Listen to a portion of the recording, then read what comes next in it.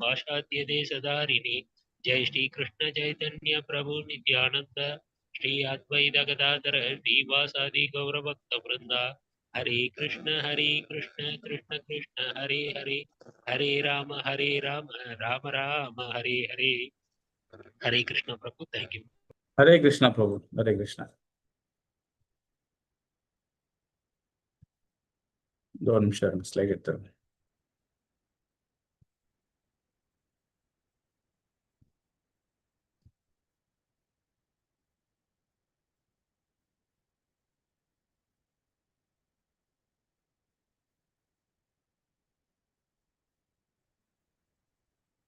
ओम नमो भगवते वासुदेवाय ओम नमो भगवते वासुदेवाय ओम नमो भगवते वासुदेवाय ओम हरे कृष्णा வந்திருக்க எல்லாருக்கும் நமஸ்காரம் ஹரே கிருஷ்ணா ஹரே கிருஷ்ணா நீங்க பார்க்க போற அத்தியாயம் 9வது அத்தியாயம் ராஜவித்யா ராஜ குவி யோகம் பார்க்க போறோம் மிக ரகசியமான ஞானத்தை பார்க்க போறோம் நேற்றுக்கு 8ஓட முடிச்சிருக்கோம் இல்லைங்களா நேற்று 8 ஸ்லோகம் முடிச்சிருக்கிறோம் இன்னைக்கு 9வது ஸ்லோகத்துல இருந்து ஆரம்பிப்போம் ஹரே கிருஷ்ணா அதற்கு முன்னாடி இந்த நிகழ்ச்சி ஏற்படுத்த ஸ்ரீ ஸ்ரீ ராதா கோவிந்த இஸ்கான் பெங்களூருக்கு நம்ம அனைவரும் சார்பாகவும் சின்ன பிரார்த்தனை ஜெய் ஸ்ரீ கிருஷ்ணா சைத்தன்யா பிரபு நித்யானந்த அத்வைத கதாதார ஸ்ரீவாசாதி கௌர பக்த விருந்து ஜெய் ஹரே கிருஷ்ணா கிருஷ்ண கிருஷ்ண ஹரி ஹரி ஹரே ராம ராம ராம் ஹரி ஹரி ஹரே கிருஷ்ணா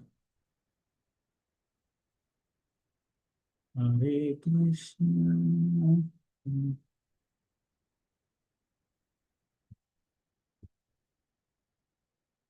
ஓகே ஹரே கிருஷ்ணா மாதாஜி பிரபு யாராவது படிக்கிறீங்களா இத 9வது பதம்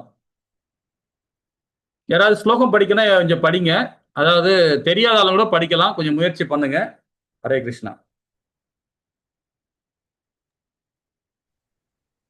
பிரபுஜி படிக்கலாமா படிங்க பிரபு நசமாம் தானி கர்மாணி நிபந்தானி தனஞ்சய உதாஸ்னாவதாசி நமஸ்கதம் தோக்ஷ கர்மாசு ஹரே கிருஷ்ணா பிரபுஜி ஹரே கிருஷ்ணா அழகா படிச்சுங்க ஹரே கிருஷ்ணா நம்ம சஞ்சயனே இச்செயல்கள் எதுவுமே என்னை பந்தப்படுத்த முடியாது நடுநிலையில் அமர்ந்துள்ள நான் இந்த பௌதிக செயல்களில் இருந்து எப்பொழுதுமே விலகியே உள்ளேன் அப்படின்றார் இப்போ பகவான் அர்ஜுனனை ரொம்ப அழகா தனஞ்சயனேன்றார் தனஞ்சயனா நமக்கு என்ன விளக்கம் யாராவது சொல்ல முடியுமா தெரியுமா தனஞ்சயனே தனன்னா நமக்கு என்னது செல்வம் இல்லைங்களா இப்போ பாத்தீங்கன்னா வனஜா சொல்லுவோம் வனஜானா ஜானா பாத்தீங்கன்னா அதாவது எப்படி சொல்றதுன்னா இப்போ துர்கை பிரபுஜி இல்ல வனஜான்னு சொல்றது துர்கை தான் வனத்துல பிறந்தவங்க பாத்தீங்கன்னா வனத்துல பிறந்தவங்க வனஜான்னு சொல்லுவாங்க சைலஜா மலையில் பிறந்தவர் ஜலஜா மகாலட்சுமி நீரில் பிறந்தவர் அதே மாதிரி இந்த நம்ம பாத்தீங்கன்னா இந்த ஜானா பாத்தீங்கன்னா இப்போ அஜிமுலான்னு எடுத்துங்களேன் அஜான்னா பாத்தீங்கன்னா அஜான் பாத்தீங்கன்னா அவர் அதாவது பிறப்பற்றவர் அவர் அந்த ஜான்றதே ரொம்ப அழகான வார்த்தை அது பிறவி பலனை அனுபவிக்கிறோம் இந்த செல்வத்தை அதாவது ஜெயனே அப்படின்னு பாத்தீங்கன்னா செல்வத்தை ஆள்பவன் அவர் யாரு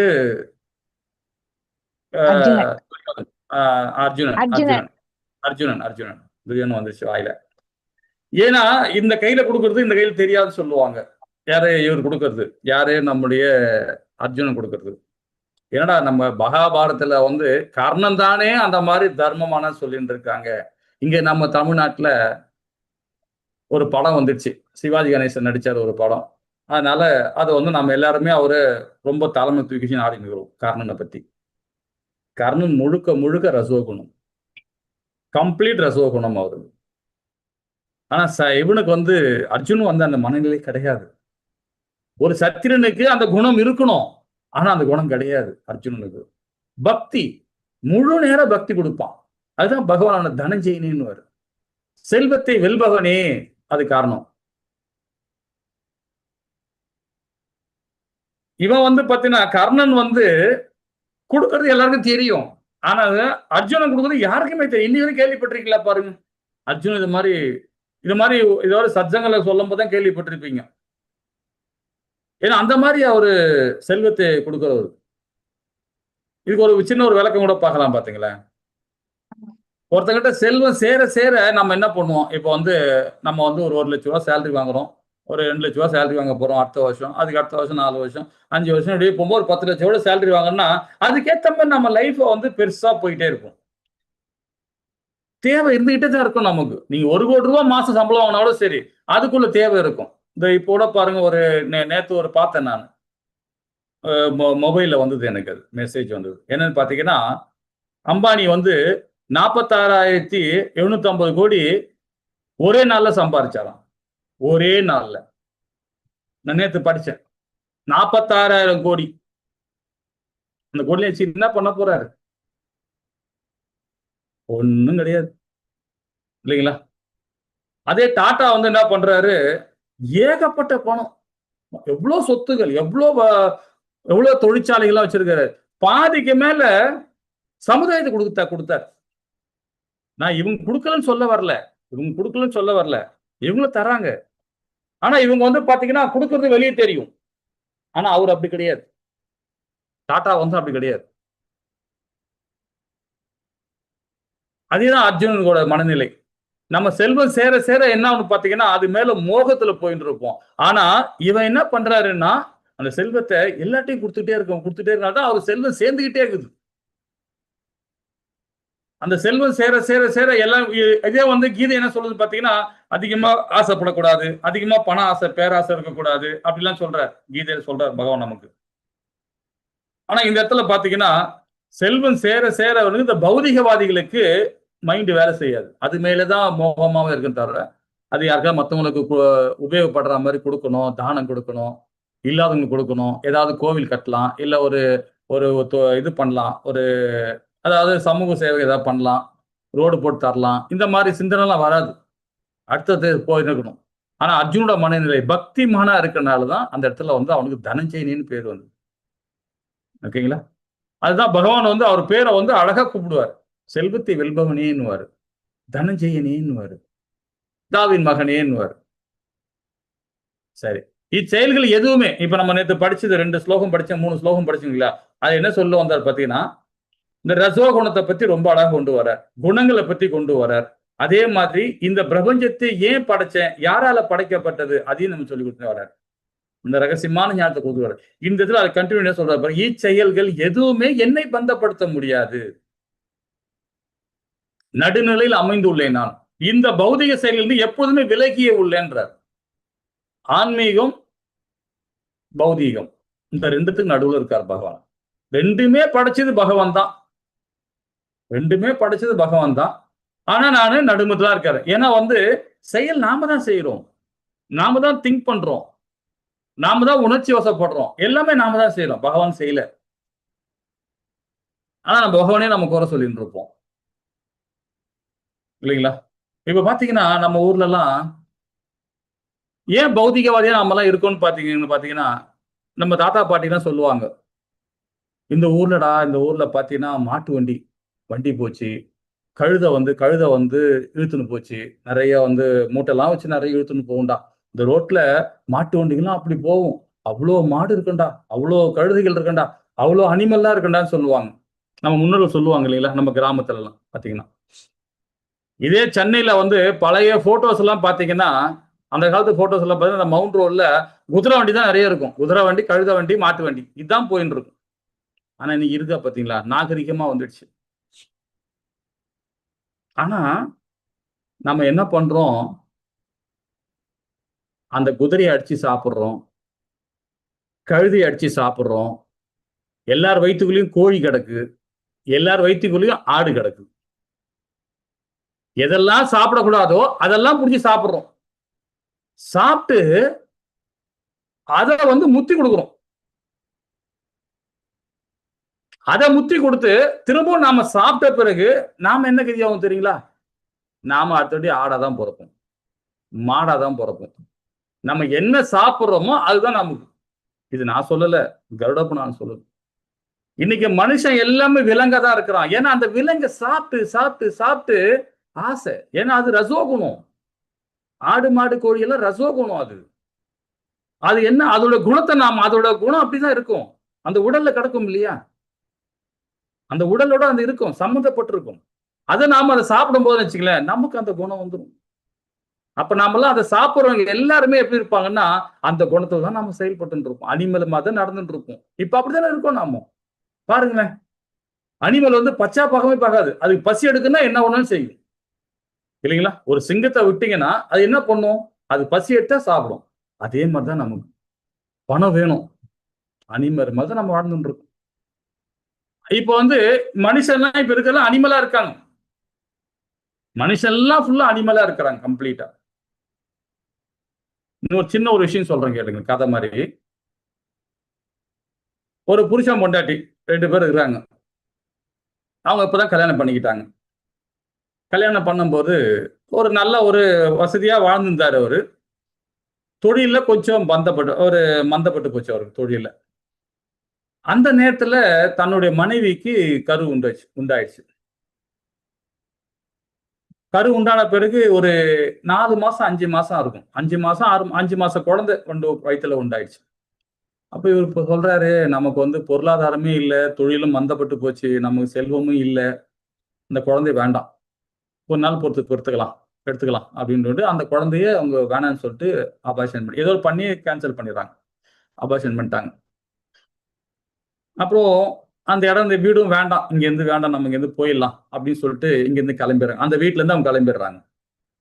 கிளம்பி ஒரு பக்கத்து 2 ஊர் தள்ளி போய் அங்க போய் ஒரு வீடு வாங்கிக்கிட்டு அங்க போய் குடியிருக்கிறாங்க. அங்க போன உடனே ஒரு குழந்தை ஒண்ணு பிறந்துடுச்சு அவங்களுக்கு.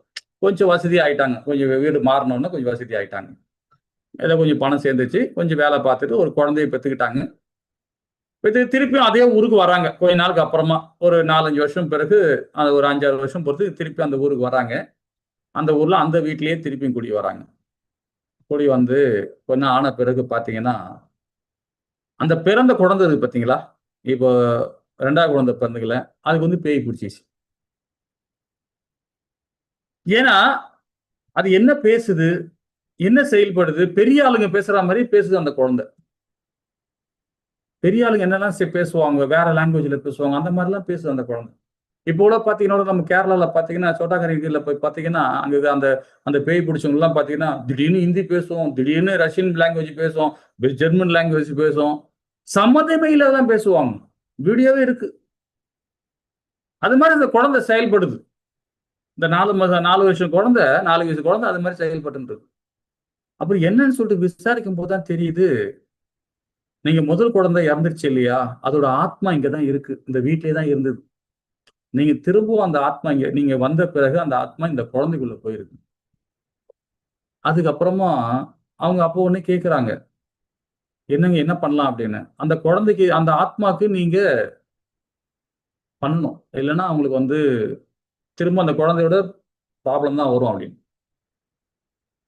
ஏன்னா நமக்கு வந்து விதி, இப்ப நாம வந்து 60 வயசு ஒருத்தர் வாழணும்னு சொல்லி விதி இருந்துன்னா, இதுக்கு இடையில அகால மரணம் அடைஞ்சிட்டாரு, யாரோ கொலை பண்ணிட்டாங்க, இல்ல அவரே சூசைட் பண்ணிக்கிட்டாரு, ஏதோ ஒரு மரணம் அடைஞ்சிச்சுன்னா அந்த ஆத்மா பகவான் கிட்ட போவாது, சொர்க்கம் போவாது, பாதாளம் போவாது, இங்கேயே தான் இருக்கும் அந்த ஆத்மா.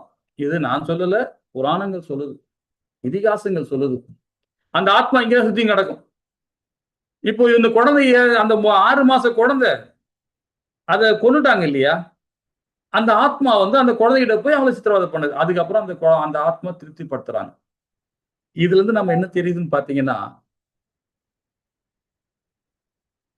அதாவது அந்த வீட்டுல நடந்த சம்பவத்துக்கு நாம என்ன செய்யறோமோ அந்த பலனை அனுபவிச்சே ஆகணும். வேற வழியே கிடையாது. நமக்கு பிரச்சனை வந்துச்சுப்பா, தொழில் ரீதியா பிரச்சனை வந்துச்சு, அது வந்துச்சுன்னு அது நம்ம தவறு செய்யக்கூடாது. ஆனா செய்யக்கூடிய நிலையை கொண்டு வந்து வைக்கும் இந்த பௌதீகம். அதுதான் பகவான் வந்து இதுக்கு என்ன சம்பந்தமே இல்லடான்ட்டாரு அவர். இது நீ எடுக்கிற முடிவுடா, நான் இல்லடா முடிவு. ஏன்னா அவன் வேதத்தை படிச்சிருந்தான்னா அந்த கொலையை பண்ணிருக்க மாட்டான். அபார்ஷன் எப்பவுமே பண்ணக்கூடாது. நிறைய வீட்டுக்கு நடக்குது இந்த குழந்தை வானான்ட்டு. இதெல்லாம் ரொம்ப தப்பு. வேதம் அக்செப்ட் பண்ணவே இல்லை. அது அபார்ஷன் பண்ணவே கூடாது. அந்த குழந்தைக்கு அந்த இது பண்ணக்கூடாது. பண்ணாவே அந்த குடும்பத்துல ரொம்ப பிரச்சனைகள் இருந்துகிட்டே இருக்கும். அதாவது கருட புராணத்திலே சொல்றார், சிசுவை வதம் பண்றது ரொம்ப மோசம். இப்பவும் பாத்தீங்கன்னா கூட நம்ம இப்ப நாய் பூனையெல்லாம் சாப்பிட்றாங்க. இப்போ சைனால சரி, தாய்லாந்துல சரி, எல்லா இடத்துலயுமே பாத்தீங்கன்னா கூட தாய்லாந்துல ஒரு இடத்துல, இது நான் சொல்லல, இது வரைக்கும் கேள்விப்பட்டு, நீங்க கூட கூகுள்ல சர்ச் பண்ணது இருக்கும். ஒரு ஆச்சாரியன் சொல்லி கொடுத்தாரு. என்ன பாத்தீங்கன்னா, தாய்லாந்துல பிறந்த குழந்தை இருக்கு இல்லையா, வயிற்றுக்குள்ள குழந்தை, கரு குழந்தைய, அந்த குழந்தை எடுத்து சாப்பிடுறாங்களாம். நிறம் மாமிசம் உண்றாங்களாம். அந்த குழந்தை 6 மாச குழந்தை சாப்பிடுறாங்களாம். ஏன்னா கலிகாலத்துல அப்படி நடக்கும்னு சொல்லிட்டு உண்டு. இது எங்கன்னு பாத்தீங்கன்னா, நாரதரும் பிரம்மாவும் உட்கார்ந்து அழுதுனுக்குறாங்க. நாரதர் சொல்றார், இந்த கலிகாலம் எப்படி இருக்கும், எப்படிப்பட்ட கலிகாலம் இருக்கும் அப்படின்னு சொல்லி அழறார். அப்போ பிரம்மா சொல்றார், கலிகாலம் நரமாமிசத்தை உண்ணுவாங்க, குழந்தைய பிறந்த குழந்தைய தின்னுவாங்க, அந்த மாதிரி காலம் வரும் அப்படின்ற. இப்ப நடக்குது. இப்ப தாய்லாந்துல ஒரு இடத்துல நடக்குது. தன்னுடைய கருவை கருப்பையே விற்பாங்களாம். அந்த மாதிரி நடக்கும் இப்பெல்லாம். இப்போ அதனால மாமிசம் சாப்பிட்டு இருந்தீங்கன்னா தயவு செய்து நிறுத்திடுங்க. அந்த குணம் நமக்கு வந்துடும். இப்ப அந்த குழந்தை அந்த வீட்டுல வந்த பிறகு பாருங்க, அவங்க பண்ண தப்பு அதே மாதிரி அந்த ஆத்மா அங்கேதான் இருக்கும். ஒரு ஆடை நாம கொல்லணும்னு வச்சுங்களேன், அந்த ஆடை கொன்னோம்னா அதுக்கு உயிர் இருக்கு இல்லைங்களா? அதுக்கு உயிர் இருக்கு, அதுக்கும் புத்தி இருக்கு, அதுக்கும் அகங்காரம் இருக்கு, அதுக்கும் சூட்சம உடல் இருக்கு. சூதல உடல் தான் ஆடு. ஆனா உள்ள இருக்கிற சூட்சம உடல் நமக்கு என்ன இருக்கு அதுதான் அதுக்குள்ளேயும் இருக்கு. உடல் தான் மாறி இருக்கு. அப்ப அதுவும் நம்மள சாபம் விடும். அதனால மாமிசத்தை உண்ணவே கூடாது. இதெல்லாம் பௌதீகம், கம்ப்ளீட் பௌதீகம். அப்போ இந்த பௌதிகமான செயல்களுக்கு எப்பவுமே பகவான் துணை நிக்க மாட்டார். ஆன்மீகத்துல நம்ம ஈடுபாடா இருந்தோம்னு வச்சுங்களேன், கண்டிப்பா நம்மள மேன்மைப்படுத்துவார். ஏதாவது ரூபத்துல நமக்கு மேன்மைப்படுத்துவார். அதுதான் சொல்றாரு, இச்செயலுக்கு எதுவுமே என்னை பந்தப்படுத்த முடியாது. நீ செய்யற செயலுக்கு நீ தான், ஏன்னா நீ பௌதிகத்துல செய்யற, நான் நடுநிலையில் அமர்ந்துள்ளேன். நீங்க எல்லாம் என்னுடைய அம்சம்தான். 84 லட்சம் ஜீவராசியும் என்னுடைய அம்சம் தான் நீங்க எல்லாருமே. ஆனா உன் செயலுக்கு நான் பொறுப்பல்ல அப்படின்றாரு. எந்த செயலுக்கு? பௌதிகமான செயலுக்கு. ஆனா அதே பிரம்மா என்ன சொல்றாரு நாரத முனி கிட்ட, அதை சொல்ல மாந்துட்டேன் அந்த விஷயத்த. அப்ப கலிகாலத்துல எப்படிதான் ஜீவிக்கிறது அப்படின்னு. அப்போ பிரம்மா சொல்றார், கண்டிப்பா அதுக்கு சொல்யூஷன் உண்டு. பகவான் சாதாரணமா விட மாட்டார். யாரெல்லாம் பகவானுடைய சங்கீதனம், பகவானுடைய நாமத்தை சொல்றாங்களோ அவங்க எல்லாம் ராஜபோக வாழ்க்கை வாழ்வாங்கன்றார். ஆனந்த வாழ்க்கை வாழ்வாங்க. அது ராஜபோக வாழ்க்கைன்னா பெரிய அரண்மனை மாதிரி வீடு, பெரிய நிறைய காரு, பங்களா, அதெல்லாம் கிடையாது. எதுவுமே இருக்காது. நாளைக்கு கூட எடுத்து வைக்க மாட்டான். நாளைக்கு தேவைன்னு எடுத்து வைக்க மாட்டான். தேவை வைக்கிறவன் யாரு? ரஜோகுணத்துக்காரன். பகவானுடைய பக்தன் பாத்தீங்கன்னா நாளைக்கு என்ன நடக்குன்னு அவனுக்கு தேவையில்லை. ஏன்னா அது கையில, பகவான் கையில இருக்குது, என்கிட்ட இல்ல. அவரு என்ன அவர் வழிகாட்டுறாரு. நான் அதை போட்டு போயினே இருக்கேன். அவரோட வழியில நான் அகர்ம வழியில பண்ணிட்டு இருக்கேன். அகர்ம வழின்னா என்ன? வேத சாஸ்திரம் என்ன சொல்லுதோ, பகவான் என்ன சொன்னாரோ அதை நான் செயல்படுறேன். எதிர்காலத்தை அவர்கிட்ட ஒப்படைச்சிட்டேன். நம்ம கையில எதிர்காலம் வச்சுங்க, நாம ரசோகணும். பக்தன் அப்படிதான் இருப்பான். அதுதான் பிரம்மா சொல்றாரு. அப்போ பகவானுடைய ஹரிநாமத்தை சொல்லிக்கிட்டு பகவானையே சதா நேரம் நினைக்கிறவங்க கண்டிப்பா இந்த செயல்ல இருந்து விடுபட்டு இருப்பாங்க இல்லைங்களா? அதுதான் பகவான் சொல்றார், இச்செயல்கள் எதுவுமே என்னை பந்தப்படுத்த முடியாதுன்ற. நான் நடுநிலை தான் அமர்ந்திருப்பேன். இப்போ பௌதிகமான செயல் எப்பவுமே நம்மள சிக்கல தான், பிரச்சனை தான் உண்டுக்கும். அப்ப பகவான் கிருஷ்ணன் ஏன் கர்ம வினைகள் இல்லை? பௌதிக செயல்கள் விலகி இருத்தல் அவர். இப்ப நம்ம பகவான் நினைப்போம். சில குழந்தைகள் நம்ம வீட்டுல எல்லாம் பாத்தீங்கன்னா, நம்ம லட்டு கிருஷ்ணா வீட்டுல குழந்தை, சின்ன குழந்தைங்க லட்டு கிருஷ்ணா அழகா அலங்காரம் பண்ணி நம்ம அழகா செய்யறோம். கிருஷ்ணனா இது பண்றோம். நம்ம 10 வயசு குழந்தை அதோட கிருஷ்ணன் அழகா நம்ம சிங்காரிச்சு நம்ம கிருஷ்ணன் மாதிரியே அந்த இதெல்லாம் போட்டு, ட்ரெஸ் எல்லாம் போட்டு அழகு பார்ப்போம் இல்லைங்களா? அப்போ ஏன் அதை செய்யறோம்? அவர் பகவான், அப்படின்னு நம்ம செய்யறோம். அப்போ அவருடைய நெறிமுறை என்ன, அவரை நம்ம ஃபாலோ பண்றோம் இல்லைங்களா? அதனாலதான் பாத்தீங்கன்னா காந்தாரி சாபம் விடுறா, பகவானுக்கு சாபம் விட்டான், உன் யாதவ குலமே அழிஞ்சு போண்டான்ட்டான். ஏத்துக்கிட்டாரு, பரவாயில்ல, நான் பண்ண தப்பு தான் அது. இது எனக்கு என்ன தப்புன்னா, அதர்மம் நிக்கணும், தர்மம் ஒளிஞ்சு போகணும், அதுக்காக நானும் சூழ்ச்சி பண்ணவன் தான். அந்த பண்ணதுக்கான பலன் என்னுடைய வம்சம் அழியணும் அப்படின்னு சொல்றாரு பகவான். எப்படி பாருங்க, அது போல மனநிலை இருக்கணும். தப்பு பண்ணா நாம ஏத்துக்கணும். வேடம் வேடம் காலால வேடம் வந்து வில்லு விட்டு அந்த அம்பை விட்டு இறக்கணும்னு இருக்கு அவருக்கு, அதையும் பெருந்தன்மை ஏத்திக்கிறார். அவனையும் ஒரு கதாபாத்திரத்துல கொண்டாந்து நிறுத்திட்டார். அவனும் ஒரு ஹீரோவை கொண்டாந்து நிறுத்திட்டார், ஒரு வேடனையும். அவனுடைய ஸ்டோரி ரொம்ப நல்லா இருக்கும், இதெல்லாம் பின்னாடி படிக்கலாம். அது மாதிரி அவருக்கு கர்மா கிடையாது. இப்போ நம்ம ஜெயபதக மகாராஜா இருக்கிறார், நம்ம குரு மகாராஜா பாத்தீங்கன்னா இன்னைக்கும் அவரு 10வது ஆச்சாரியரா வரார், சன்னியாசி எடுத்துக்கிட்டார் பகவான் கிட்ட, நம்ம சீல பிரபுபாதா கிட்ட. ரொம்ப அழகா சீல பிரபுபாதா கிட்ட நிறைய சேவை எல்லாம் பண்ணியிருக்கிறார். ஆனா இன்னைக்கு உடல் உபாதையினால அவருக்கு பேசக்கூட முடியாது, அவரால் நாற்கால் எழுந்து நிற்க முடியாது, தன் கால நிக்க முடியாது, தன் கையை கூட ரொம்ப அளவு தூக்க முடியாது அவரால். ஆனா இருந்தாலும் பாருங்களேன், டைலேஷன் இன்னைக்கு காலில் கூட பாருங்க, ஹாஸ்பிட்டல் இருந்துட்டு நம்ம சென்னையில் தான் இப்ப இருக்கிறார், டைலேஷன் பண்ணிட்டு உடனே வந்து சத்தங்கள் நடத்துறார். ஞாயிற்றுக்கிழமை சத்தம். நான் ஒரு கிட்டத்தட்ட ஒரு 12 நாள் அவர் கூடவே நான் இருந்தோம், சேவை பண்ணிட்டு இருந்தேன். இதெல்லாம் பெரிய பிராத்தம். ஏன் சொல்ல வரேன்னா, அவங்க எல்லாம் கர்மா கிடையாது, என்னுடைய பக்தனுக்கு கர்மாவே கிடையாதுன்றார். எவ்வளவு அற்புதம் பாருங்க, இதே சொல்றாரு பகவான். என் பகவான் என்னுடைய பக்தனுக்கு, பகவத் பக்தனுக்கு கர்மாவே கிடையாது. ஏன்னா என் பக்தன் என்னை சார்ந்தே செயல்பட்டு இருக்கான். அது போலதான் இப்ப நமக்கே வந்து நம்ம எல்லாம் பகவானுடைய அம்சம், நம்ம எல்லாருமே நமக்கே கர்மங்கள் கிடையாதுன்னும் போது பகவானுடைய பக்தனாயிட்ட பிறகு அவ பகவானுக்கு எங்க கர்மம் இருக்கும், கர்ம வினைகள் இருக்கும் இல்லைங்களா? அதுதான் பௌதீக செயல்கள் இருந்து விலக்கி இருத்தல், சமநிலையில் பாரபட்சம் இன்றி இருக்கும். பகவான் எப்படி சொல்றாரு பாருங்க. ஏன் சொல்றாரு, எப்ப நீ தான்டா முடிவு எடுக்கிற, நான் முடிவு எடுக்கலடா, நான் எப்ப நீ எடுத்த முடிவுக்கு நான் எப்ப எடுத்துக்க முடியும் இல்லைங்களா? பசி எடுத்தா நாம தான் சாப்பிட முடியும். அப்பா அம்மா சாப்பிட்டு, அண்ணன் தம்பி சாப்பிட்டு, மனைவி கணவர் சாப்பிட்டா பசி ஆறிடுமா? நம்ம அம்மன் சாப்பிட்டுதான் ஆகணும். அப்ப எப்படி பகவான் பொறுப்பு ஏத்துக்க முடியும்? ஏத்துக்க முடியாது இல்லையா?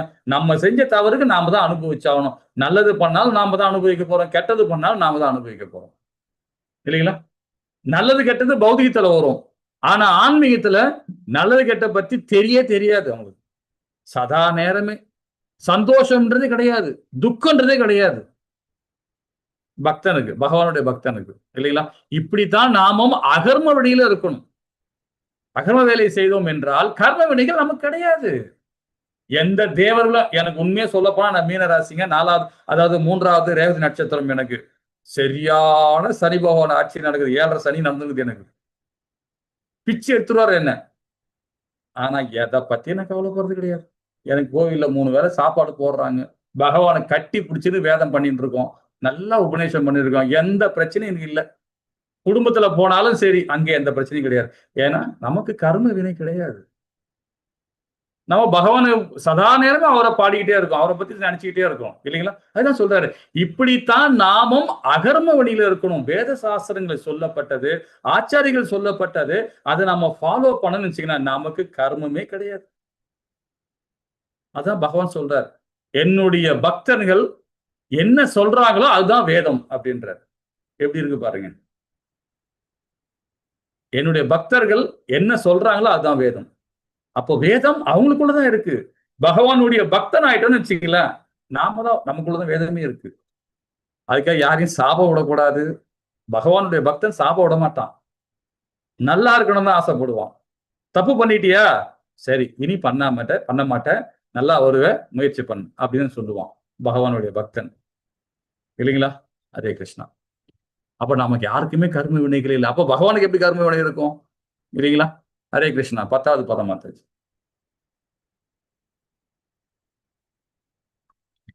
ஹரே கிருஷ்ணா. हरे कृष्ण प्रभु। ஹரே கிருஷ்ணா. मया त्यक्तेन प्रकृतिः सूयते च सराचरम् हेदुनानेन कौन्तेय सहद्विपरिवर्तते ஹரே கிருஷ்ணா பிரபுஜி. ஹரே கிருஷ்ணா மாதாஜி. குந்தியின் மகனே தனஞ்சயனேன்னார், இங்க குந்தியின் மகனேன்ட்டார். குந்தி ஸ்டோரியெல்லாம் நம்ம சொல்லணும் இல்லைங்களா? சரி, இப்போ நம்ம டைம் இல்லை, இந்த ஒரு ஸ்லோகம் நிறுத்திட்டா அப்புறம் டைம் ஆயிடும். அதனால குந்தியின் மகனே, குந்தியை பத்தி அப்புறம் படிப்போம். எனது சக்திகளின் ஒன்றான இந்த ஜட இயற்கை எனது மேற்பார்வையில் செயல்பட்டு அசைகின்ற மற்றும் அசையாவற்றை எல்லாம் உண்டாக்குகிறது. அதன் ஆணைப்படி இந்த தோற்றம் மீண்டும் மீண்டும் படைக்கப்பட்டு அழிக்கப்படுகிறதுன்றார் இல்லைங்களா? ரொம்ப அற்புதமா சொல்றாரு பாருங்க. பகவானுடைய சக்தி என்ன சக்தி அப்படின்னு பாத்தீங்கன்னா, இந்த பிரகிருதி வந்து பாத்தீங்கன்னா, பகவானுடைய சக்தி வந்து குணங்கள் இருக்கு, அதே மாதிரி அவருடைய பவர் என்னன்னு பார்த்து தெரியும். 6 விதமான ஐஸ்வர்யங்கள் பகவான் கிட்ட இருக்கு. அதுல ஒண்ணு இந்த சக்தி. இதுல பாத்தீங்கன்னா ஜட இயற்கை, இந்த காற்றை அசைக்கவும் முடியும், காற்றை வந்து இல்லாமையும் பண்ணிடுவார். மழை வர வைப்பார், வராமே பண்ணி வச்சிருவார். அவருடைய கண்ட்ரோல் இருக்கு, அவருடைய கண்ட்ரோல முடியும். ஆனா என்ன சொல்றாரு பாருங்க, அது என் மேற்பார்வையில் செயல்பட்டு இப்போ வந்து பாத்தீங்கன்னா சூரியன் டெய்லி வந்து உதிச்சுட்டே வரணும், பூமி வந்து உலகத்தை சுத்தி வந்துகிட்டே இருக்கணும், சூரியன் சுத்தி வந்துகிட்டே இருக்கணும். அவங்க கடமையை அவங்க கரெக்டா செயல்படுறாங்க. இப்ப சூரியனோட கடமை செய்யப்பட்டான்னு என்ன ஆயிடும்? பிரபஞ்சமே சம்பித்து போயிடும் இல்லைங்களா?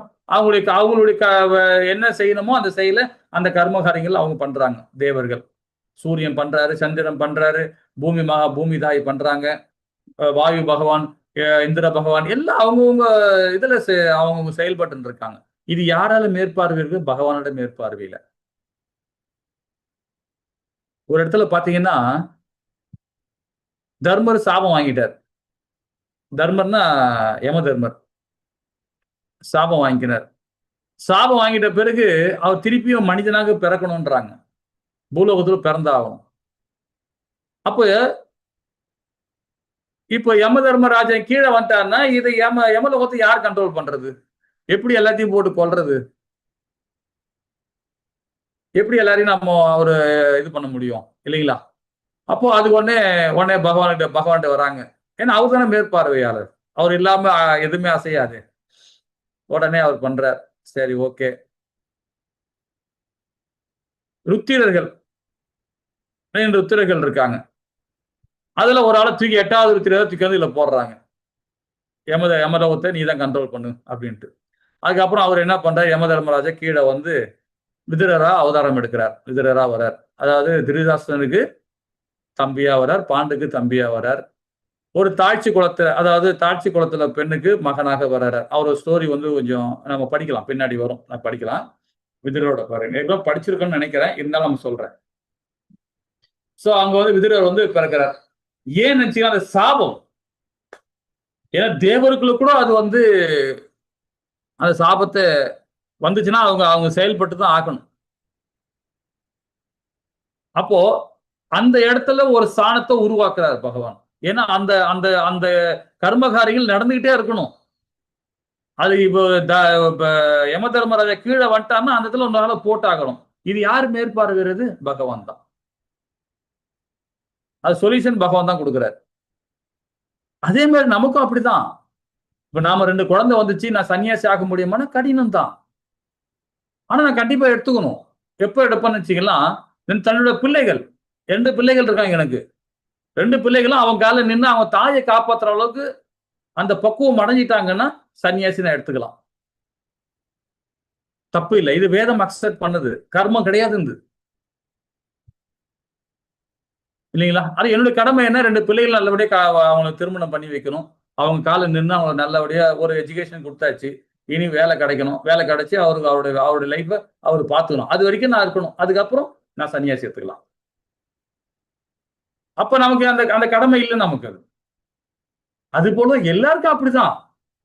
வேதம் என்ன சொல்றதுன்னா 50 வயசுக்கு அப்புறமா நீ வந்து என்ன எடுத்துக்கணும்? பிரம்மச்சரிய இது எடுத்துக்கணும், வனப்பிரச வாழ்க்கை வாழ்ந்து ஓய்வு எடுக்கணும். அந்த ஓய்வு நேரத்துல சில பேர் என்ன பண்றாங்க, 50 வயசுல 60 வயசு ரிட்டையர் வரைக்கும் வேலை பார்த்துக்கிட்டே இருக்காங்க. அந்த 50 வயசுக்கு அப்புறம் என்ன பண்ணணும்? பகவானுக்கு பக்தி கொடுக்கணும். 50 வயசு வரைக்கும் கரகசனா இருந்து அது போதும். அதுக்கப்புறமா என்ன பண்ணணும்? பக்தி கொடுக்கணும். 70 வயசானவங்க பக்தி கொடுக்க மாட்டேன்றாங்க இல்லைங்களா? சரி, இந்த இடத்துக்கு வருவோம். அப்போ மேற்பார்வையில் செயல்பட்டு அசைகின்ற மற்றும் அசையாவற்றை எல்லாம் உண்டாக்குகிறது. அதன் ஆணைப்படி சூரிய பகவான் ஆணை என்ன, அது பார்த்து செயல்படுது. சந்திர பகவானுக்கு என்னன்னா அது பார்த்து செயல்படுது. அப்போ இந்த தோற்றம் மீண்டும் மீண்டும் படைக்கப்பட்டு அழிக்கப்படுகிறது.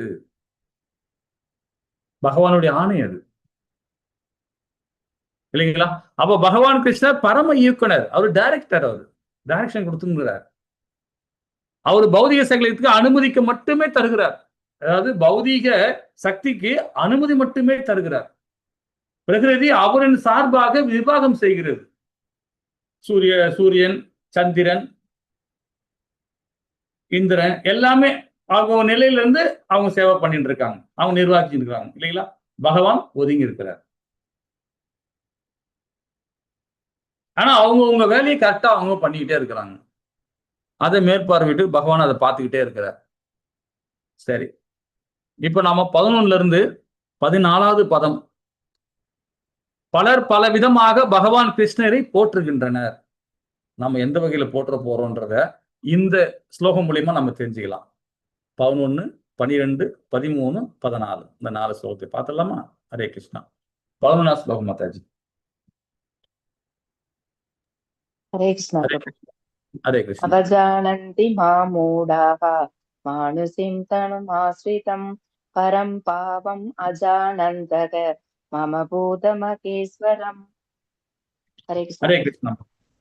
மனித உறவில் நான் தோன்றும் பொழுது முட்டாள்கள் என்னை ஏளனம் செய்கின்றனர். எனது பரம இயற்கை, அதாவது இருப்பவை அனைத்திற்குமே நானே உன்னத உரிமையாளன் என்பதை அவர்கள் அறியர். ஏன்னா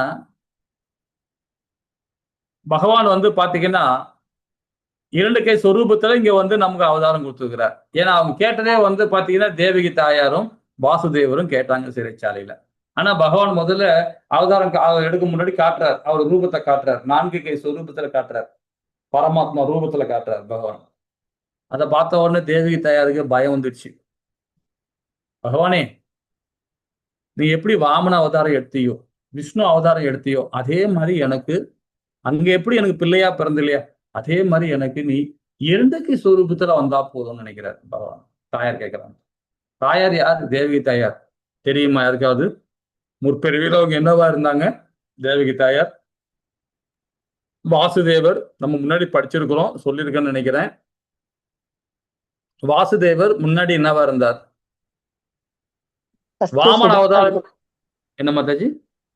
சுதபா விஷ்ணு முதல் இது, 2வது கசியபர் அதிதி. வாமன அவதாரத்துக்கு கசியபர் அதிதி. அதிதி. ஹரிபோல், ஹரிபோல், ஹரிபோல். இப்ப இந்த இடத்துல அதிதி தேவர்களோட தாய், தேவர்களோட தாய் தான் அதிதி. அவங்க ரொம்ப அழகான விரதம் இருந்தாங்க. ஏன்னா திதி நீ இந்த விரதம் இரு, இந்த விரதம் இரு, எனக்கு பிள்ளை வேணும், பிள்ளை வேணும்னு சொல்லிட்டு ரொம்ப தொல்லை கொடுத்தாங்க கஷ்யப முனிவர்கிட்ட. என்னடா இந்த அம்மா தொல்லை கொடுக்குறேன். இந்த அம்மா அதிதி என்ன பண்றாங்க, எனக்கு என்னோட சகோதரிக்கு ஒரு நல்ல பிள்ளை வேணும், அது சகோதரி சொல்லல, எனக்கு ஒரு நல்ல மகன் வேணும் அப்படின்னு இந்த அம்மா கேட்கிறாங்க. அதுதான் பகவான் என்ன பண்ணாரு, இவங்களுக்கு அவங்களுக்கு 48 மிருதுகள் மருதுகள் பிறந்தாங்க அந்த திதிக்கு. அது பெரிய ஸ்டோரி. அது 16 அத்தியாயத்துல படிப்போம் அதை பத்தி. தெய்வீகமான குணங்கள், அசுர குணங்கள். ஸ்ரீமத் பாகவதத்துல 8வது காண்டம், 9வது காண்டம், 11வது காண்டத்துல சொல்லப்பட்ட அந்த ஸ்டோரி ரொம்ப அற்புதமா இருக்கும். அது 16 அத்தியாயத்துல படிப்போம், அசுர குணங்களை பத்தி படிப்போம். அப்போ திதியும் பத்தியும் படிப்போம், அதிதியும் பத்தியும் படிப்போம். சரி, இங்க வருவோம். இங்க என்ன சொல்றாருன்னா, சிறைச்சாலையில் இருக்கும்போது அதிதி கேட்கிறாங்க, தேவகி தாயார் ரூபத்துல கேட்கிறாங்க, எனக்கு 2 கை சொரூபத்துல நீ வாமன அவதாரம் எடுத்த, குட்டியா எடுத்துட்ட, எனக்கு குட்டியா மகன் மாதிரி வந்துட்ட, ஆனா ஒரு பிராமணனா பிறந்த, இந்த இடத்துல ஒரு சத்திரியனா பிறக்க போறேன், எனக்கு 2 கை சொரூபத்துல வா அப்படின்னு பகவான்கிட்ட கேட்கிறாங்க. சரி, ஓகேன்ற. ஆனா வந்த பிறகு சிசுபாலன் குறை சொல்றான், துரியோதனன் குறை சொல்றான், கர்ணன் குறை சொல்றான், எல்லாருமே குறை சொல்றானுங்க. திரௌபதியோட அப்பனே குறை சொல்றான். அவன் அப்பனே சொன்னானே பகவான,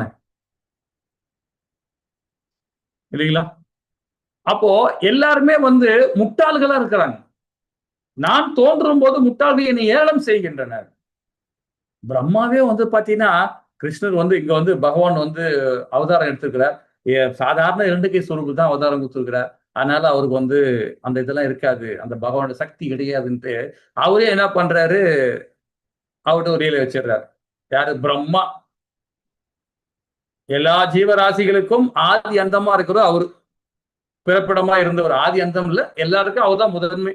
ஒரு ஃபர்ஸ்ட் ஜீவராசி அவர் தான் முதன்மையானவர். அவர் சோ அவரே வந்து பகவானுகிட்ட முட்டாள்தனமா செயல்பட்டார். எனது பரம இயற்கை, அதாவது இருப்பவை அனைத்திற்கும் நானே உன்னத உரிமையாளன் என்பதை அவர்கள் அறியேர். ஏன்னா பிரம்மாவே அறியல. அதுக்கப்புறமா தான் உட்காந்து ஆட ஆரம்பிச்சிட்டார். பகவானே என்னை மன்னிச்சிரு, பகவானே என்னை மன்னிச்சிரு, பகவானே.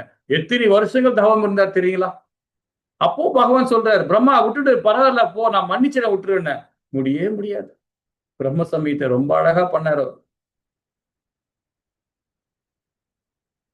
இல்லைங்களா? ஹரே கிருஷ்ணா. நீங்கள் இவ்வளவு சக்தி, அதாவது சக்திசாலியாக இருந்தும் ஏன் மக்கள் உங்களை வழிபடுவதில்லை? இது யாராவது விளக்கம் கொடுக்க முடியுமா? பகவான் இருக்கார், ஆதி அந்தமா இருக்கிறார், இவ்வளவு சக்தி பகவான் இருக்கு. ஆனா ஏன் நிறைய பேர் வழிபாடு பண்ண மாட்டாங்க? இதுக்கு ஒரு சிம்பிளா சொல்லலாம். நாம யாராவது சொல்ல முடியுமா? உங்களுக்கு புரிஞ்சே சொல்லுங்க.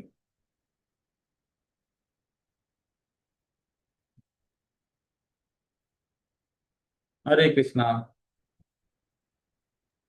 ஏன்னா பகவானுடைய பற்றிய ஞானம் இல்லாதனால, ஞானம் இல்ல, அவரை பற்றிய ஞானம் இல்லாதனால. ஹரிபோல் பிரபு, ஹரிபோல், ஹரிபோல். முக்கியமான பாயிண்ட் அது. அவருடைய புரிதல் இல்லை, நம்பிக்கை இல்லை. இப்ப பாத்தீங்கன்னா, இப்ப நம்ம முன்னாடி சொன்ன நர மாமிசம் தின்றவங்க இருக்காங்க, வயிற்றுல குழந்தை 8 மாசம் 6 மாசம் குழந்தைய தின்றவங்க இருக்கிறாங்க. சோ இந்த மாதிரி அனிமலை தின்றவங்க இருக்கிறாங்க. அப்ப அந்த குணம் தானே இருக்கும் இல்லைங்களா? நம்ப மாட்டாங்க, யாரையும் நம்ப மாட்டாங்க. நம்பிக்கையே இருக்காது அவங்களுக்கு. பகவானே வந்து சொன்னா கூட சரி, என்னப்பா நீ பூச்சாண்டி எல்லாம் கட்டின்ற, கிளம்பு கிளம்பு அப்படின்னுவாங்க. பகவானே நான் தாண்டா பகவான் வந்து நம்ப மாட்டாங்க. அப்ப அவங்கள சாதாரண மனிதர்கள், பௌதிகவாதிகள், நாத்திகம் பேசுறவங்க. பௌதிகவாதிகள் சில பேரு கர்மியா இருந்துகிட்டு பகவானுக்கு பக்தி கொடுப்பாங்க, தெரியாம கொடுப்பாங்க. அந்த அகர்ம வழியில தெரியாது, வேதம் படிச்சிருக்க மாட்டாங்க, சாஸ்திரங்கள் புரியாது. ஏதோ முன்னோர்கள் சொன்னாங்க, இந்த கோயிலுக்கு போனாங்க, அங்க போய் என்ன போகும்போது, கோயிலுக்கு போகும்போது ஒரு தட்டு எடுத்துக்கிட்டு பழத்தையும் ஒரு தேங்காய் எடுத்துக்கிட்டு போய் வெத்தலை பாக்கு வச்சு பகவானுக்கு அர்ச்சனை பண்ணிட்டு வந்துடணும். இதுதான் முடிஞ்சு போச்சு அவங்களுடைய கோயில ஒரு பிரார்த்தனை. கேட்டா முத்தி கிடைச்சிரும். அப்ப தீபாவளி கொண்டாடணும், பொங்கல் வைக்கணும், இது மாதிரி இதுதான் செஞ்சுட்டா முடிஞ்சிச்சு அவனுக்கு. அதுதான் பக்தின்னு நினைக்கிறாங்க. அது பக்தியே கிடையாது இல்லைங்களா? சாஸ்திர சம்பிரதாயத்தை ஃபாலோ பண்ணணும். அதான் நீங்க நாத்திகம் பேசுறவங்க நிறைய பேர் ஆயிட்டாங்க. நாத்திகம் பேசுறவங்க ஒரு குடும்பத்துல ஒருத்தரா இருக்கிறாங்க. எனக்கு சாமிலாம் தேவையில்லைப்பா, எனக்கு அதெல்லாம் தேவையில்லை, நான் இந்த ஜீவிக்கிறேன், எங்க அப்பா அம்மா இருக்கிறாங்க, அவங்கதான் எனக்கு கடவுள், அவங்க சொல்றதை நான் செய்ய போறேன் அப்படின்னு நினைச்சு செய்வாங்க. தப்பு இல்லை. தாய் தந்து நமக்கு கடவுள் தான், பகவானுடைய ஸ்தானம் தான். அவங்க மட்டும் பகவானுடைய ஸ்தானம் கிடையாது. நம்மளை சுற்றி இருக்க எல்லா ஜீவராசிகளும் பகவானுடைய அம்சம் தான். ஏன் நாமளே பகவானுடைய அம்சம் தான். இந்த ஞானம் எங்க இருந்து கிடைக்கும்? இந்த கீதையில இருந்து தான் கிடைக்கும். அப்ப அது தெரியாதவன் என்ன பண்ணுவான்? எப்படி பக்தி கொடுப்பான்? கண்டதை சாப்பிட்டுக்கிட்டு, கண்டதை நினைச்சுக்கிட்டு, கண்டதை தப்பு தப்பா பண்ணிட்டு இருக்கோன்னு எப்படி நினைக்க வேண்டியிருக்கும் அவனுக்கு? தான் என்ற அகதி தானே இருக்கும் இல்லைங்களா? அப்போ கிருஷ்ணர் சாதாரண மனிதராக நினைக்கிறார்கள். அவரது உண்மையான இயல்பு தெரியாதனால்தான். அவரை புரிஞ்சுக்கிட்டாங்கன்னு வச்சுங்களேன், அதுக்கப்புறமா அப்ப கிருஷ்ணர் விளக்கிய அற்புதங்கள் பௌதிகோடு செய்யவே முடியாது. இந்த உடலோட இருக்கும்போது செய்ய முடியாது, ரொம்ப கடினமானது. இப்போ அவர் மாதாஜி இருக்கிறாங்க, ரொம்ப வயசானவங்க தான், சும்மா சொல்லக்கூடாது, நல்லா பக்தி கொடுக்கவும் தான், நல்ல முழு நேரம் பக்தி கொடுக்கணும் தான். லாஸ்ட் டைம் நான் இந்த சென்னைக்கு இங்க கிளம்பி வரும்போது, அப்போ அந்த மாதாஜி, என்ன மாதாஜி ரொம்ப நாள் கிளாஸ் எல்லாம் வர முடியல, என்ன உடல் சப்போர்ட் பண்ண மாட்டேங்குது பிரபு, ரொம்ப கஷ்டமா இருக்கு, இடுப்பெல்லாம் வலிக்குது பிரபு அப்படின்றாங்க. நல்லா பக்தி கொடுக்குறவங்க. ஏன்னா உடல் நம்மள அந்த மாதிரி பண்ணும் நம்மள. இன்னொரு மாதாஜி அமெரிக்கால இருக்கிறாங்க, எனக்கு சதா நேரம் பேசிக்கிட்டே இருப்பான். நம்ம கிளாஸ்ல எல்லா கிளாஸும் அட்டன் பண்ணுவாங்க. அவங்களுக்கு என்ன வயசு தெரியுமா? 90 வயசு ஆயிடுச்சு அவங்களுக்கு. அவங்க பெட்ல பார்த்து இப்பவும் பாருங்க யூடியூப்ல பார்த்துட்டு இருக்காங்க கிளாஸ். ஒரு கிளாஸ் மிஸ் பண்ண மாட்டாங்க. உட்காந்து பார்த்தா யூஎஸ்ஏல இருக்கிறாங்க. உட்காந்து பார்த்துக்கிட்டே இருப்பாங்க. அடிக்கடி மெசேஜ் போட்டுட்டே இருப்பாங்க. படுத்துக்கிட்டே மெசேஜ் போடுவாங்க, போட்டோலாம் போடுவாங்க. ஏன்னா ஏதாவது ஒண்ணு நம்மளால முடிஞ்ச வரைக்கும் பகவான் நினைச்சுக்கிட்டே இருக்கணும். உடல் நினைச்சீங்கன்னா நம்ம பந்தப்படுவோம். உடல் நினைச்சாவே நம்மளால பக்தி கொடுக்க முடியாது. உள்ள இருக்கிற ஆத்மா என்னைக்குமே நிலையானது. நாமெல்லாம் கோடான கோடி வருஷத்துக்கு முன்னாடியே வந்தாச்சு. நாமெல்லாம் இன்னைக்கு நேத்து பிறக்கல. கோடான கோடி வருஷத்துக்கு முன்னாடியே வந்தாச்சு. இந்த உலகம் எப்ப பிரபஞ்சம் உருவாக்கப்பட்டதோ அப்பவே நாம எல்லாம் வந்தாச்சு. ஆனா நாம பூச்சா இருந்து, புழுவா இருந்து, மனுஷனா இருந்து இப்போ நாம திரும்ப திரும்ப பிறந்து வந்துட்டே இருக்கோம். இல்லைங்களா? இந்த விஞ்ஞானம் மட்டும் நம்ம புரிஞ்சுட்டா போதும். பகவான் நிறைய அற்புதங்கள் செய்யறாரு. ஆனா அந்த பௌதிக உடலால கண்டிப்பா உணரவே முடியாது. அப்போ சச்சித்தானந்தமா பகவானுடைய விக்கிரக ரூபத்தை பகவானை திதி பாடணும். அந்த உபநேசங்கள் பாருங்க. 1.1 சொல்லணும். தபசி உபநேசம். கிருஷ்ணர் நித்தியமான ஞானமான ஆனந்த வடிவம் பகவான். அவரை பார்த்தீங்கன்னா ரசிச்சுட்டே இருக்கலாங்க. நம்ம கோயிலோட விக்கிரகத்தை பார்த்தீங்கன்னா, நாளைக்கு வீடியோ எடுத்து காட்டுறேன் பாருங்க. நான் லைவ்ல காட்டுறேன் நாளைக்கு. பார்த்தீங்கன்னு வச்சுக்கலாம், இன்னைக்கு அலங்காரம் அப்படிப்பட்ட அலங்காரம் பண்ணிருக்காங்க இன்னைக்கு பகவானுக்கு. அவ்வளவு அற்புதமா இருக்காரு, காட்சி கொடுக்குறாரு. ஒரு நாளைக்கு ஒரு காட்சி கொடுக்குறாரு பாருங்க. பார்த்துக்கிட்டே இருக்கணும் போல இருக்கும். அந்த மாதிரி இருக்கும். ஏன்னா இது சாதாரண மக்களுக்கு தெரியுமா? இது ஒரு கல்லு, இதுக்கு மாலை எல்லாம் போட்டு வச்சுக்கிறாங்க. அப்படிதான் அவனோட திங்கிங் இருக்கும். அவ்வளவுதான் ஞானம் அவனுக்கு. அவரோட ரூபம் தெரியாது. அதான் சொல்றாரு, பௌதிகவாதிகளுக்கு என்ன அறிய முடியாது. பகவானுடைய உணர்வோட செயல்படவும் என்ன உணர முடியும்ன்றார். இப்ப பகவான் கிருஷ்ணர் நித்தியமான ஞானமயமான ஆனந்த வடிவம் பகவானுடைய வடிவம். அவருடைய கால் பாத்தீங்கன்னா, அவர் நிக்கிற ஸ்டைல பார்த்தாவே ஒரு அழகுங்க. அது என்ன ரேப் டான்ஸ்லாம் இப்பெல்லாம் இந்த மைக்கேல் ஜாக்சன்லாம் ஆடிருக்காரு. அவர் ஆடின ஆட்டம் பாத்தீங்கன்னா அப்படி இருக்கும். ராசலீலையில பாத்தீங்கன்னா அப்படி ஆடுவார் பகவான். அவ்வளவு அழகா இருக்கும் ராசலீலையில பண்ணும்போது, பகவான் பண்ணும்போது. அவர் நிக்கிற ஸ்டைல பாத்தீங்கன்னா அப்படி இருக்கும் பாக்குறதுக்கு அவர். இல்லைங்களா? ஹரே கிருஷ்ணா. அவருடைய விக்கிரகம் அப்படிப்பட்ட விக்கிரகம் வடிவம். அது என்னதான் இருந்தாலும் சரி, மண்ணா இருந்தாலும், கண்ணா இருந்தாலும், கல்லா இருந்தாலும், மரமா இருந்து மரத்தால செதுக்கினாலும் சரி, அவருடைய வடிவம் வச்சுட்டாலும் வச்சுக்கலாம், அவ்வளவு அற்புதமா இருக்கும். இப்போ கூட நான் இப்ப இங்க மேங்களூர்ஸ்கான் வந்திருக்கும் போது பாத்தீங்கன்னா, நம்ம இதுக்கு போனோம், கோவர்த்தன பூஜை அன்னைக்கு ஒரு இடத்துல கொண்டாட்டம். 22ஆம் தேதி. அப்போ இங்க ஒரு பெரிய ஒரு டொனேட்டர் இருக்கார். நம்ம கோயிலுக்கு நிறைய நிதி எல்லாம் கொடுத்துட்டு இருக்காங்க. அந்த வீட்டுல அவங்க என்ன பண்ணாங்க, நான் ஏற்கனவே சொல்லியிருக்கேன்னு நினைக்கிறேன், இருந்தாலும் சொல்றேன். அப்போ அந்த வீட்டுல எங்களுக்கு எல்லாமே விஷ் பண்ணாங்க, வர வச்சாங்க. அந்த வீட்டுல வருஷம் அவங்க வீட்டுல அவங்க ரொம்ப ரொம்ப வசதி படைச்சவங்க. ஒரு மலை மேல ஒரு பெரிய ஒரு இடம், நிறைய இடம் இருக்கு அவங்களுக்கு. அது அந்த இடத்துல ஒரு கோவர்த்தன மலையே ஒரு 5 வருஷத்துக்கு முன்னாடி செஞ்சுட்டாங்க. ஒரு மலை மாதிரியே பண்ணிருக்காங்க அழகா அவங்க தோட்டத்துல. அதுல அழகா பகவான் மேல விக்கிரகம் சிலை ஒண்ணு அழகா வச்சிருக்காங்க. வச்சுட்டு அன்னைக்கு 150 டிஷ் பண்ணாங்க. அன்னைக்கு கோவர்த்தன மலை, அன்னைக்கு கோவர்த்தன பூஜை அன்னைக்கு 150 பலகாரம் பண்ணாங்க. பா, இந்த பலகாரம் அப்படிப்பட்ட பலகாரங்க. சும்மா ஒரு பலகாரத்துக்கு 1000 ரூபாய் பண்ணாங்க. 150 பலகாரத்துக்கு எவ்வளவு இருக்கும் பாருங்களேன். 1.5 லட்சம் ரூபாய். இது மாத்திரம் இல்ல, நிறைய செலவு பண்ணாங்க. நாங்க கிட்டத்தட்ட ஒரு 70-80 பேர் போனோம். பஜனை கோஷ்டியோட போனோம். போயிட்டு நல்லா போட்டு கீர்த்தனை எல்லாம் பண்ணோம். ரொம்ப அருமையா கீர்த்தனை எல்லாம் பண்ணோம் அந்த இடத்துல. அவ்வளோ ஒரு ஹாப்பினஸ், அவ்வளோ சந்தோஷம் இருந்தது. ஏன் சொல்ல வரேன்னு பாத்தீங்கன்னா, அந்த காலகட்டத்தில் நேத்தா மாதிரி ரொம்ப அழகா அந்த பூஜை பண்ணோம், அந்த இதுல பண்ணோம். நல்ல திருப்தியா பண்ண அன்னைக்கு வரும்போதே வீட்டுக்கு நீங்க இங்க கோயிலுக்கு ரூமுக்கு வரும்போதே பாத்தீங்கன்னா 12:30 மணி. மறுநாள் காலைல 2 மணிக்கு 2:30 மணிக்கு நான் எழுந்துட்டேன். எல்லாரும் எழுந்துக்கணும். அதாவது எனக்குள்ள வேலை அது. நான் கேமரா வைக்கணும், செட் பண்ணணும், அவங்க தேவையான பகவானுக்கு செய்ய வேண்டிய இதெல்லாம் சாமான்ல கிளீன் பண்ணி கொடுக்குறது, இதெல்லாம் கொடுக்குறது என்னுடைய சேவை அது. அதுக்கப்புறம் 4:30 மணிக்கு மங்களாத்தி பண்றதுக்கு கேமராலாம் எடுத்து வைக்கணும், லேப்டாப்லாம் போட்டு எல்லாத்தையும் போட்டு லைவ்ல கொண்டு போய் வைக்கிறது என்னுடைய வேலை. நான் மங்களாத்தி முடிகிற வரைக்கும் நான் கூடவே நிற்கணும், என்னுடைய சேவை. ஆனால் 2:30 மணிக்கு எழுந்தாதான் நான் அந்த வேலை பண்ண முடியும். 12:30 மணிக்கு வந்துட்டு 2:30 மணிக்கு எழுந்து இந்த வேலையை பார்த்துட்டு இருக்கோம். ஆனா எங்களுக்கு பாருங்க அந்த பிரச்சனையே இல்லை. அதை பத்தி கவலையே படல. நான் தூக்கம் போச்சும் கவலைப்படல. ஏன்னா சேவா இருக்குது. எங்க இருக்கிறோம்? பகவானுடைய வைகுந்தத்துல உட்கார்ந்துட்டு இருக்கோம். இல்லைங்களா? பகவான் எங்க இருக்கிறாரு? அதான் வைகுந்தம். அப்போ நிறைய ஈஸ்வரர்கள் உள்ளனர், ஒருவர் மற்றவரை கட்டுப்படுத்துகின்றனர். ஆனால் கிருஷ்ணர் உன்னத கட்டுப்பாட்டாளர்.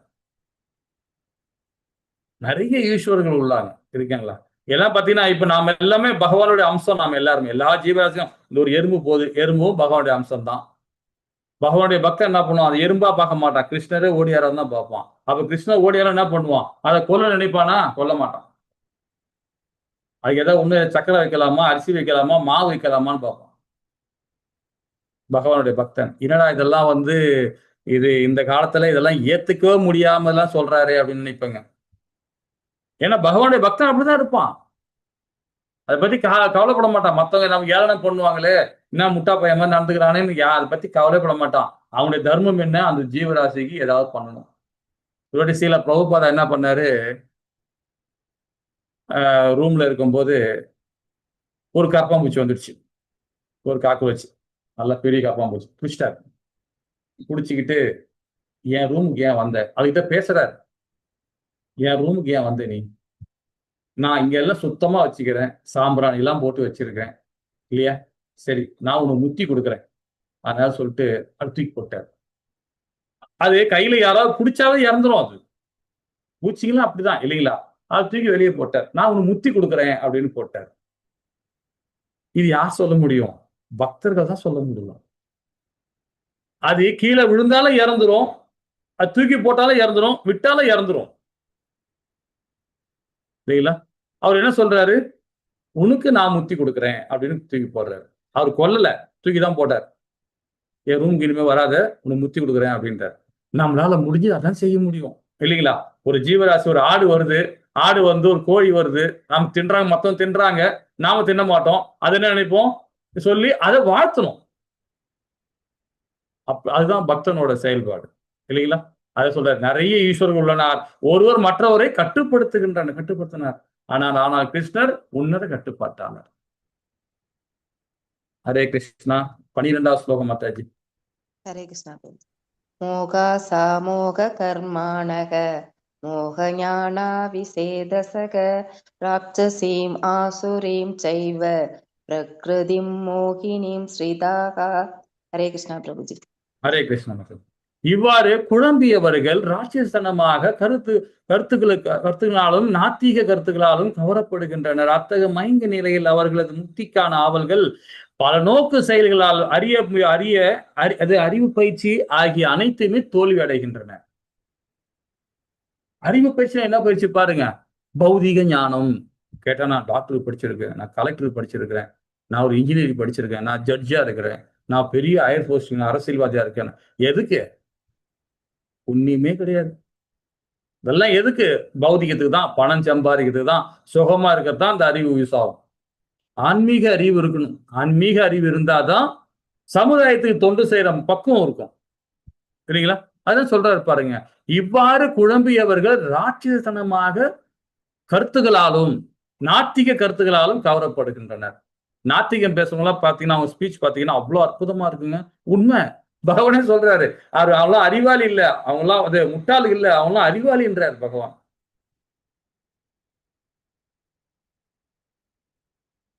ஏன்னா அவங்க இருக்கிறது ரசோ குணத்துல இருக்கான தவிர, ஆனா அவங்க அறிவாளிகள்ன்றார் பகவான். நாத்திகம் பேசுறவங்க எல்லாமே என்னன்னா பௌதிகவாதிகள். அவங்க எல்லாம் பார்த்தா அதாவது செக்ஸ் வாழ்க்கையில ரொம்ப ஈடுபாடாக காமத்துல மோகமா இருப்பாங்க, காமத்துல மோகமா இருப்பாங்க. அவங்களுக்கு பார்த்து நாத்திகம் பேசுறவங்க எப்பவுமே ஒரு பொண்டாட்டி இருக்காது, 4 சம்சாரம் இருக்கும் அவருக்கு, சுத்தி ஏகப்பட்ட பந்தம் இருக்கும் அவருக்கு நாத்திகம் பேசுறவங்களுக்கு. ஏன்னா அவங்கதான் ராஜா, அவங்கதான் கடவுள், அவங்கதான் எல்லாமே அப்படின்னு நினைப்பாங்க. நான் சொல்றதான் நீ செய்யணும் அப்படின்னு நினைப்பாங்க. அதனால ஏகப்பட்ட பேரை ஆனா பேசியே மயக்கிடுவாங்க. ஒருத்தர் இருந்தார் நாத்திகவாதி, இப்ப இறந்துட்டார் அவரு, ஒரு கட்சிக்கு பெரிய தலைவர் அவரு, இப்ப ஏகப்பட்ட பிள்ளைகள் இருக்கு அவருக்கு. அவர் பாத்தீங்கன்னா அவர் உண்மையே சொல்றேன்னா, ஒரு வாட்டி ஒரு நிகழ்ச்சி நான் நம்ம மயிலாப்பூர்ல இருக்கும்போது பாத்தீங்கன்னா, அப்போ ரோட்ல போகும்போது நானும் என் தந்தையாரும் போகும்போது அவர் ஸ்பீச் கொடுத்தாரு. அந்த ஸ்பீச்சை நான் பார்த்தோன்னா நானும் மயங்கிட்டேன். அந்த சின்ன வயசுல அவ்வளவு அழகா பேசுறார் தமிழ்ல. நம்ம எல்லாம் மயிலாப்பூர் சொல்லுவோம்ல, அவரு இல்ல மயிலா ஊர் அப்படின்னு ரொம்ப அந்த உச்சரிப்பு அவ்வளவு அழகா பண்ணுவார். நாத்திகம் பேசுங்க, அதான் வேலை. மத்தவங்களை எப்படி பேசி மயக்கணும்ன்றதான் அவங்க தெரியும் அவங்களுக்கு. ஆனா காமத்துல கட்டுண்டு இருப்பாங்க, அவங்க மோகத்துல இருப்பாங்க. அப்போ அத்தகைய மயங்க நிலையில் அவர்களது முக்திக்கான ஆவல்கள் பாருங்க, பலநோக்கு செயல்கள், அறிவு பயிற்சிகள் ஆகியவை அனைத்துமே தோல்வி அடையும். என்னத்துக்கு? பணம் இருந்து என்ன புரியும்? அடுத்த பிறகு கண்டிப்பா ஒரு நாய் தான். அனிமல் கிங்டம் தான் அவங்களுக்கு. இது நான் சொல்லல, கருட புராணம் சொல்லுது. பத்ம புராணத்திலையும் ஐயன் சிவபெருமான் தாயாருக்கு பாரு தாயாருக்கு உபதேசம் பண்ண கூட இந்த 9 அத்தியாயத்துக்கு அதான் உபதேசம் பண்றாரு. இந்த பிறவில பண ஆசை பிடிச்சவன், பந்தப்பட்ட வாழ்க்கையை வாழறவன் கண்டிப்பா நரகலோகத்துல அதல பாதாளத்துல போய் இருந்து அந்த எல்லாத்தையும் அனுபவிச்சுட்டு திரும்ப வந்து நாயாவோ பூனையாவோ ஏதோ ஒரு விலங்கா போறப்பான், இல்ல மரமா போறப்பான்றாரு. இல்லைங்களா? அப்ப நம்ம பந்தப்படாம வாழ்க்கை வாழணும். அதுக்கு பாத்தீங்கன்னா பகவானுடைய ரூபம் பாருங்க. அவரு பகவான் என்றும் ஏற்றுக்கொள்ளாதவர்களின் இலக்கு அவருக்கு. கர்மிகள் பௌதிக பலன் அடைவதில்லை. கர்மிகள் பௌதீக பலன்களை அடைவதில்லை. சொர்க்க லோகம் தான் அவங்களுக்கு. நம்மளாம் உண்மை நம்மள கர்மிகள் தான். சத்துவகுணம் இருக்கிறவங்க எல்லாருமே கர்மிகள் தான். ஆனா எங்க போவோம்? பகவான் லோகம் தான் போவோம். இது தவறா சொல்லிட்டேன். உயர் லோகம் தான் போவோம் கர்மிகள். போயிட்டு என்ன பண்ணுவோம்? நம்ம என்ன பாவம் புண்ணியம் பண்ணமோ அதுக்கேற்ற மாதிரி செயல்பட்டு திருப்பி நம்ம இங்கதான் வந்து பிறந்தாகும். இல்லைங்களா? அதே ஞானிகள் ஞானத்தின் இலக்கை அடைவதில்லை. ஏன்னா சத்துவ குணத்துல இருக்கும் ரொம்ப ஞானியா இருப்பான், டாக்டர் படிச்சிருப்பான், வேதம் படிச்சிருப்பான். இன்னொன்னு ஒரு விஷயம் பாத்தீங்களா? எனக்கு தொழில் ரீதியால ஒரு நண்பர் ஒருத்தர் இருக்கார். அவரு இந்த பட்டை போடுறவர். அது என்னன்னு விஷயம்னு தெரியாது. அவரு பட்டை அடிக்கிறவரு, பிராமணா. அவர் வந்து அவரோட பேசிட்டு இருக்கும்போது நான் சொன்னேன், உங்களுக்கு எத்தனை பேர் அண்ணன் தம்பி இருக்காங்க அப்படின்னு. எனக்கு 2 தம்பிகள் இருக்காங்க சார் அப்படின்னாரு. அப்படிங்களா? சரி பிரபு. அவரு வந்து டபுள் டிகிரி முடிச்சிருக்காரு. எம்பிஏ படிச்சிருக்காரு. எம்பிஏ படிச்சுட்டு மார்க்கெட்டிங்ல பெரிய ஒரு உத்தியோகத்துல இருக்கிறார். அப்போ உங்க தம்பி என்ன பண்றாங்கன்னா, கடைசி தம்பி வந்து அந்த ஞானமே இல்லைங்க. அவர் வந்து படிப்பு வாசனையே இல்லை. என் தந்தையார் என்ன பண்ண, அவரு கோவில் அர்ச்சகரா இருக்கிறார். ஒரு கோவில்ல அர்ச்சகரா இருக்காரு அவங்க அப்பா. அவங்க அப்பா என்ன பண்ணிக்கிறாரு, இவர் நல்லா படிச்சதுனால நீ இந்த தொழில் விஷயமா போயிடுன்ட்டார். அந்த கடைசி பையனுக்கு வந்து அந்த கல்வி ஞானம் இல்லை. அப்ப அவர் என்ன பண்ணிட்டாருன்னா, அவங்க அவங்க ஆச்சாரி என்ன பண்ணிட்டாரு, நீ இந்த தொழில பண்ற வாடா. எந்த தொழிலுக்கு? கோவில் அர்ச்சகரா வாடான்றார். முட்டா பசங்க எல்லாமே ஆன்மீகத்துல வாங்கன்றார். எப்படி இது பாருங்க. அப்ப இருக்கிற இந்த ஆட்சிகர் எல்லாமே முட்டா பசங்க இருக்காங்க. அறிவாளி எல்லாம் ஃபுல்லா எங்க போயிட்டாங்க? தொழில் ரீதியா பண்ண போயிட்டாங்க. அப்ப அந்த அறிவு எதுக்கு யூஸ் பண்றாங்க? பணம் சம்பாதிக்க யூஸ் பண்றாங்க. அந்த அறிவை பகவானுடைய அறிவு கொண்டு வந்துச்சு, பகவானுக்கு பக்தி கொடுத்துனான்னா அப்போ அந்த சமுதாயம் எப்படி இருக்கும் பாருங்க. ஒரு பிராமணே இப்படி செய்யறாங்க. ஒரு ஆச்சாரியர் எனக்கு ஒரு ஸ்டோரி சொன்னார். அவர் கேரளால போயிருந்தார். அப்போ கேரளால போயிருக்கும் போது பாத்தீங்கன்னா ஒரு கோவில்ல ரொம்ப அழகா நாமெல்லாம் போட்டு ரொம்ப பார்த்தாவே அவர் வணங்குற மாதிரி இருக்கார். அப்படிப்பட்ட ஒரு அர்ச்சகர் அவரு. அந்த மாதிரி இருக்கார். ஸ்லோகம் அவ்வளவு அழகா படிக்கிறார். பகவானுக்கு பாராயணம் பண்றார். தீபாராதனை அப்படி காட்டுறார். மக்கள்கிட்ட அவ்வளோ சிநேகமா இருக்கார். அவ்வளோ இதா இருக்கிறார். நல்லா பண்றார். பக்தி கொடுத்துட்டு இருக்கார். அப்போ நம்ம இஸ்கான்ல உள்ள அந்த ஆச்சாரிகள்லாம் ஒரு 4, 5, 10 பேர் போய் டூருக்கு போகும்போது அதை பார்த்து ரொம்ப நல்லா இருக்கீங்களே அப்படின்னு சொல்லிட்டு உடனே அந்த அந்த அந்தனர் வந்து நம்ம ஆச்சாரிகிட்ட கேட்கிறாரு, நீங்க எல்லாம் இஸ்கான் நிறுவனத்துல ஹரே ஹரே கிருஷ்ணா ஹரே ராமால நீங்க எல்லாம் அப்படின்னு. ஆமாங்க ஆமாங்க.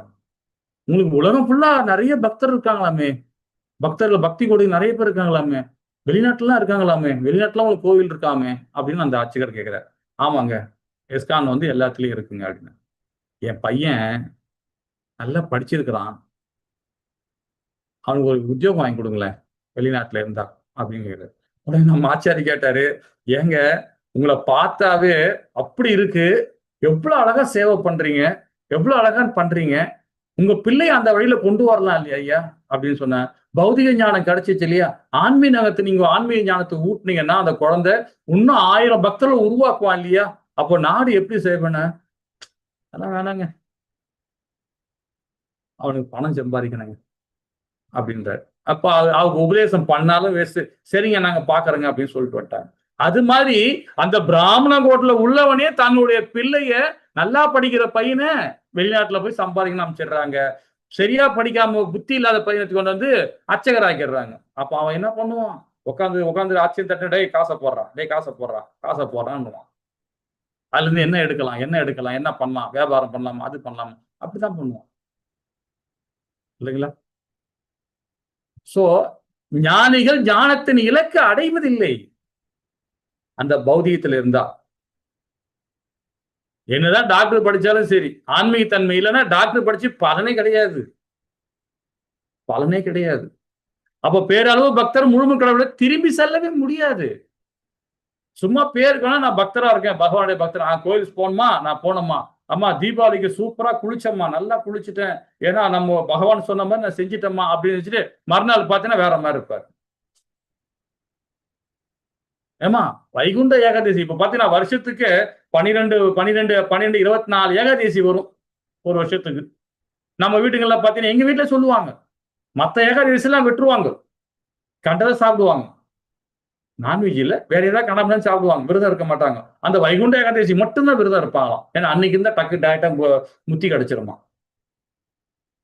அப்போ அதெல்லாம் என்னது? பேரளவுக்கு பக்தர்கள் இல்லைங்களா? அப்போ அவங்க திரும்பி பகவான்கிட்ட போக முடியாது. நம்ம பிறந்த இடத்துக்கு நம்ம போக முடியாது. சுத்தி நீங்க தான் சுத்தி கிடப்போம். இந்த எங்கேயாவது அனிமல் மாதிரி தான் அங்க சுத்தி கிடக்கும். ஒரு லோகமா சுத்திட்டு வருவோம். நம்ம சொந்த வீட்டுக்கு போக மாட்டோம். நம்ம ஆச்சாரிகள் ரொம்ப அழகா சொல்றாங்க. என்ன பண்றாங்கன்னா, ஒரு குழந்தை வந்து அழுவுதுன்னு வச்சுங்களேன், ஒரு அப்பா அம்மா கூட வந்தது, அப்பா கூட ஒரு வெளியே வந்திருக்கு குழந்தை, ஒரு 5 வயசு குழந்தை வந்திருக்குன்னு வச்சுங்களேன். அந்த குழந்தை வீதி வழியா வந்துட்டு இருந்தது. திடீர்னு அப்பா விட்டுட்டு எங்க அப்பா எங்க மிஸ் ஆயிட்டாரு, அந்த குழந்தைக்கு மிஸ் ஆயிட்டாரு, அவங்களை இங்க விலகிட்டாங்க. அப்போ அந்த குழந்தைய அது என்ன நினைக்கும்? அந்த குழந்தை அழற குழந்தை அழுதுகிட்டே இருக்கு. நம்ம சாக்லேட் வாங்கி கொடுத்தா நிக்குமா? நம்ம ஏதாவது ஒரு கூல்ட்ரிங்க்ஸ் கொடுத்தா சாப்பிடுமா? இல்ல நான் உன்னை படிக்க வைக்கிறேன் என் கூட வான்னு சொன்னா வருமா? வராது. அந்த குழந்தைக்கு என்ன வேணும்? தன்னுடைய தந்தையார் வேணும். ஏன்னா அவர் தான் எனக்கு எல்லாமே அப்படின்னு நினைக்கும். அது போலதான் நாம என்ன பண்றோம்? அங்கங்க சுத்தி வந்துட்டே இருக்கோம். இங்க இப்படி பிறக்கிறோம், அடுத்தபடி மாடா பிறக்க போறோம், அடுத்தபடி நாயா பிறக்க போறோம், அப்புறம் மனுஷனா பிறக்க போறோம், இங்க சுத்திக்கிட்டே இருக்கும். நமக்கு வேதங்கள் மூலியமா நம்ம ஆச்சாரிகள் இப்படி போன்னு சொல்லி கொடுக்குறாங்க. ஆனா நம்ம போக மாட்டோம் இல்லைங்களா? அதுதான் சொல்றாரு, அதாவது பேரளவு பக்தராக முழுமை கடவுள் திரும்பி செல்ல முடியாது. சும்மா பேருதான் பக்தன் இல்லைங்களா? பலன் அவர்கள் நாஸ்தீக மற்றும் அசுர இயல்புகள் அடைகிறார்கள். அவர் ஏன்னா எப்ப பார்த்தாலும் அந்த பேரளவுக்குள்ள பக்தர்கள் எப்ப வேணா ஸ்லிப் ஆவாங்க, திடீர்னு மாறுவாங்க. ஏன்னா அந்த குணம், சத்துவ குணம் இருக்கும்போது ரசோ குணம் போகும், தமோ குணம் வரும், மாறி போயிட்டு இருக்கும் இல்லைங்களா? அப்ப முழு கடவுள் ஸ்ரீ கிருஷ்ணரை சாதாரண மனிதராக கருவது மிக பெரிய அபராதம். பகவானை நினைக்கவே கூடாது. நினைச்சாவே அது அபராதம் தான், நமக்கு அபராதம் தான். எங்கேயாவது நம்ம போய் நம்மளே போய் மாட்டிப்போம் இல்லைங்களா? ஹரே கிருஷ்ணா. சரி, இதை நாளைக்கு படிப்போம். 14வது பதம். ஹரே கிருஷ்ணா. வாஞ்ச கல்பதராய கிருப சிந்தேவ சபதனா பாவனிய வைஷ்ணவி நம நமக. ஜெய் ஸ்ரீ கிருஷ்ணா சைத்தன்யா பிரபு நித்யானந்த ஸ்ரீ அத்வைத கதாதர ஸ்ரீவாசாதி கௌரவக்த விருந்துகிச்சே. ஹரே கிருஷ்ணா கிருஷ்ண கிருஷ்ண ஹரி ஹரி, ஹரே ராம ராம ராம ஹரி ஹரி. ஓம் ஹரே கிருஷ்ணா. ஏதாவது டவுட் இருந்தா கேட்கலாம். ஹரே கிருஷ்ணா.